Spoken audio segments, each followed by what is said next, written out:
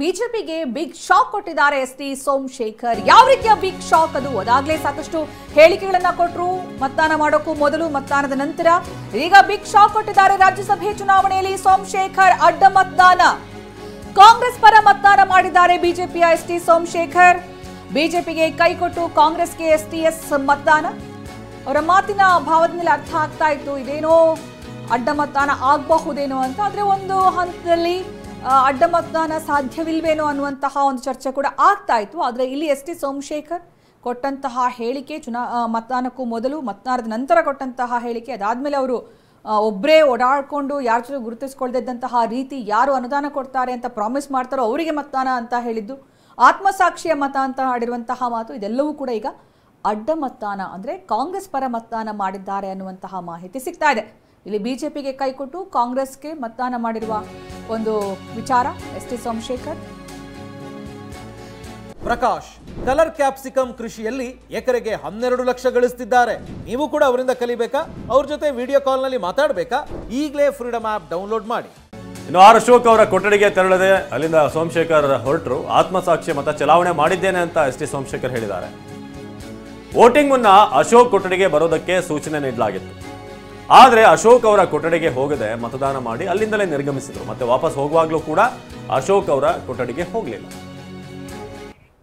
ಅವ್ರು ಯಾರಿಗೆ ಮತ ತೋರಿಸಿ ಅಂತ ಹೇಳಿದಾರೆ ಅವ್ರಿಗೆ ತೋರಿಸಿದೀನಿ.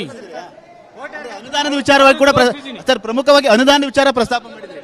ಹೌದು, ಯಾರು ಪ್ರಾಮಿಸ್ ಮಾಡಾರೋ ಅವ್ರಿಗೆ ಹಾಕಿದೀನಿ. ಕ್ಷೇತ್ರದ ಅಭಿವೃದ್ಧಿಗೆ ಅನುದಾನ ಯಾರು ಕೊಡ್ತಾರೆ ಅವ್ರ ಪರವಾಗಿ ಮತ ಹಾಕಿದ್ರಿ ಅಷ್ಟೇ. ಅವ್ರು ಯಾರಿಗೆ ಮತ ತೋರಿಸಿ ಅಂತ ಹೇಳಿದಾರೆ ಅವ್ರಿಗೆ ತೋರಿಸಿದೀನಿ. ಅನುದಾನದ ವಿಚಾರವಾಗಿ ಕೂಡ ಸರ್ ಪ್ರಮುಖವಾಗಿ ಅನುದಾನದ ವಿಚಾರ ಪ್ರಸ್ತಾಪ ಮಾಡಿದ್ರೆ. ಹೌದು, ಯಾರು ಪ್ರಾಮಿಸ್ ಮಾಡಾರೋ ಅವ್ರಿಗೆ ಹಾಕಿದೀನಿ. ಕ್ಷೇತ್ರದ ಅಭಿವೃದ್ಧಿಗೆ ಅನುದಾನ ಯಾರು ಕೊಡ್ತಾರೆ ಅವ್ರ ಪರವಾಗಿ ಮತ ಹಾಕಿದ್ರಿ ಅಷ್ಟೇ.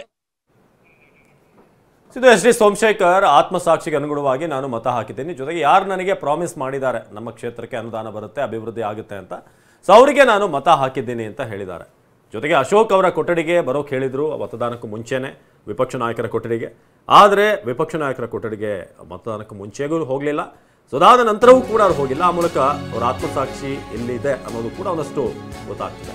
ಎಸ್ಟಿಎಸ್ ಅಡ್ಡ ಮತದಾನದಿಂದಾಗಿ ದೋಸ್ತಿ ಪಡೆ ಶಾಕ್ ಒಳಗಾಗಿದೆ. ಯಾಕಂದ್ರೆ ಮುಂದಿನ ಕ್ರಮದ ಬಗ್ಗೆ ಈಗ ಚರ್ಚಿಸುವಂತಹ ಸರದಿ ಆರ್ ಅಶೋಕ್ ಅವರ ಕಡೆಯಿಂದ ಅಶೋಕ್, ಕುಮಾರಸ್ವಾಮಿ ಸೇರಿ ನಾಯಕರು ಮಾತುಕತೆ ನಡೆಸ್ತಾ ಇದ್ದಾರೆ. ಎಸ್ಟಿಎಸ್ ಈ ರೀತಿ ಅಡ್ಡ ಮತದಾನ ಮಾಡಿರೋದು ತಲೆ ಕೆಡಿಸ್ಕೊಳ್ಳೋದು ಬೇಡ, ಅದು ಗೊತ್ತಿದ್ದ ವಿಚಾರಣೆ ಅಂದ್ರೆ ಎಸ್ ಟಿ ಸೋಮಶೇಖರ್ ಬಿಜೆಪಿನ ಒಂದು ಕಾಲು ಹೊರಗಡೆ ಇಟ್ಟಿದ್ದು ಮೊದಲಿಂದನೂ ಗೊತ್ತಿರುವಂತಹ ವಿಚಾರ, ಇದೇನು ಹೊಸತೇನಲ್ಲ ಅಂತ ಮಾಜಿ ಮುಖ್ಯಮಂತ್ರಿ ಎಚ್ ಡಿ ಕುಮಾರಸ್ವಾಮಿ ಆರ್ ಅಶೋಕ್ಗೆ ಸಮಾಧಾನ ಮಾಡಿದ್ದಾರೆ ಅಂತ ಹೇಳಲಾಗಿತ್ತು. ಆದರೆ ಇಲ್ಲಿ ಎಷ್ಟೇ ಸಮಾಧಾನ ಇದ್ರೂ ಕೂಡ ಎಸ್ ಟಿ ಸೋಮಶೇಖರ್ ಅವರ ಮನವೊಲಿಕೆ ಆಗಿತ್ತು ಅನ್ನುವಂತಹ ಮಾಹಿತಿ ಇತ್ತು. ಅವರು ಮತದಾನ ಮಾಡೋದಕ್ಕೆ ಒಪ್ಕೊಂಡಿದ್ರು ಬಿಜೆಪಿ ಪರವಾಗಿ, ಯಾವುದೇ ರೀತಿಯ ಗೊಂದಲ ಸೃಷ್ಟಿ ಆಗಲ್ಲ ಅಂತ.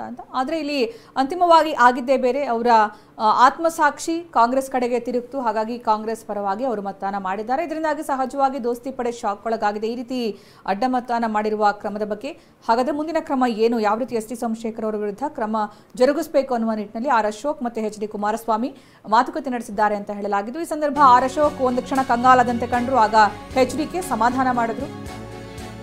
ಇನ್ನು ಕಾಂಗ್ರೆಸ್ನ ಶಾಸಕರ ಹೋಟೆಲ್ಗೆ ನಿನ್ನೆ ಮಧ್ಯರಾತ್ರಿ ಹಿಲ್ಟನ್ ಹೋಟೆಲ್ಗೆ ಎಸ್ ಟಿ ಸೋಮಶೇಖರ್ ಹೋಗಿದ್ರು ಅನ್ನೋ ವಿಚಾರ. ನಿನ್ನೆ ಮಧ್ಯರಾತ್ರಿ ಹಿಲ್ಟನ್ ಹೋಟೆಲ್ಗೆ ತೆರಳಿದ ಸೋಮಶೇಖರ್ ಸಿಎಂ ಮತ್ತು ಡಿಸಿಎಂ ಜೊತೆ ಮಾತನಾಡಿದ್ದಾರೆ. ವಿಶೇಷವಾಗಿ ಡಿಸಿಎಂ ಜೊತೆಗೆ ಸೋಮಶೇಖರ್ ಜೊತೆಗೆ ಹೆಬ್ಬಾರ್ ಅವರು ಕೂಡ ಹೋಗಿದ್ದಾರೆ ಅನ್ನೋ ಬಗ್ಗೆ ಮಾಹಿತಿ ಇದೆ. ಸೋಮಶೇಖರ್, ಹೆಬ್ಬಾರ್ ನಮ್ಮ ಪರವಾಗಿದ್ದಾರೆ ಅನ್ನೋ ವಿಶ್ವಾಸ ಇದೆ. ಡಿಸಿಎಂ ಡಿ ಕೆ ಶಿವಕುಮಾರ್ ಈ ವಿಶ್ವಾಸ ವ್ಯಕ್ತಪಡಿಸಿದ್ದಾರೆ. ಆ ಮೂಲಕ ಬಿಜೆಪಿ 66ರಲ್ಲಿ 64 ಅಂತ ಈಗ ಲೆಕ್ಕ ಹಿಡಿಬೇಕಾಗುತ್ತೆ. 2 ಸೋಮಶೇಖರ್ ಮತ್ತು ಹೆಬ್ಬಾರ್ ಅವರ ಓಟುಗಳನ್ನು ಈಗ ಬಹುತೇಕ ಮೈನಸ್ ಮಾಡುವಂಥ ಪರಿಸ್ಥಿತಿ ಬಂದಿದೆ. ಯಾಕಂದರೆ ಸೋಮಶೇಖರ್ ಭಾಳ ಸ್ಪಷ್ಟವಾಗಿ ಹೇಳಿದರು.